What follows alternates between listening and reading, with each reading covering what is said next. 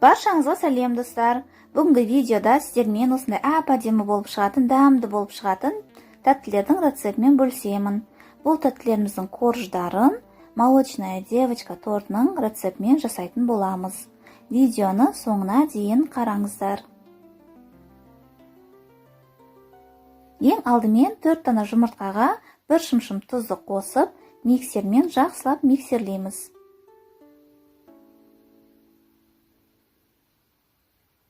Шамамен 4-5 минут уақыт кетеді. Міне осындай үлпілдек болып көбеюі қажет. Енді үстіне біз сгущенный молоконы толықтай саламыз. Барлығын бірден қоса беріңіздер осылай. Тағы да миксердің көмегімен жақсылап миксерлеп біріктіреміз.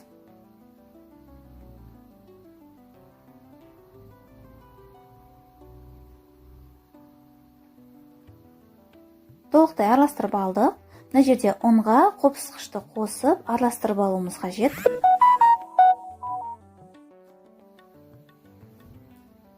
Онда аз-аздан осылай 3-4 бөлікке бөліп қоса отырып араластыруымыз қажет. Бірден барлығын қосып жібермеңіздер. Осылай аз-аздан қоса отырып миксермен жақсылап араластырамыз.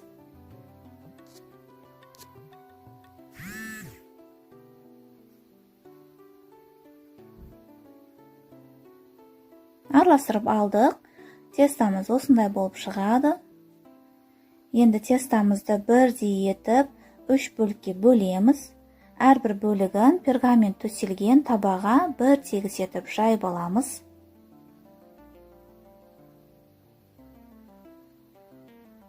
Әрбір коржымызды қызып тұрған духовкада 6-7 минут пісіріп аламыз.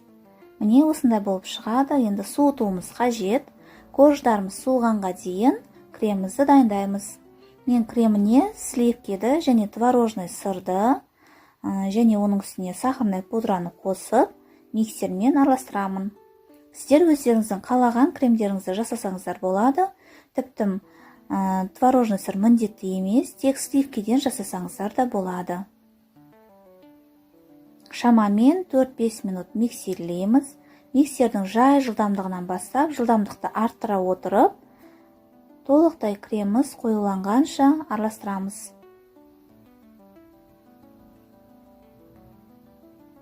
Міне креміміз де дайын. Бізде осындай қою маса шығады. Енді корждарымызды жинаймыз. Кремді бірдей етіп 3 бөлікке бөліп алыңыздар.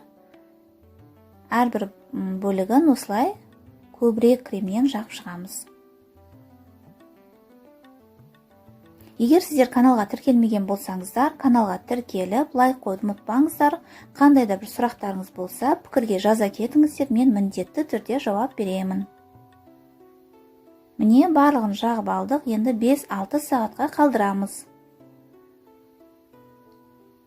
Біздің креміміз толық сіңгеннен кейін, осылай 12 бөлікке бөліп аламыз. Енді әрбір коржымызды дәл видеода көрсетілгендей әсемдеп шығамыз. Я болмаса өздеріңіздің қалауларыңыз бен фантазияларыңызға қарай әртүрлі етіп әсемдесеңіздер болады.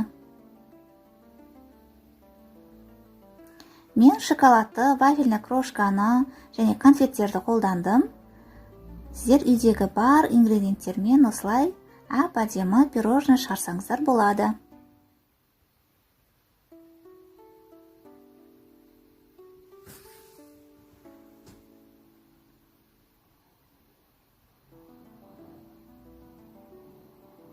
Міне, менде осындай әп-әдемі дәмді пирожнылар шықты.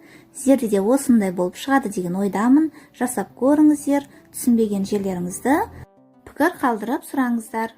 Мен міндетті түрде жауап беремін. Баршаңызға рахмет, сіздермен бірге болған Гүлзира.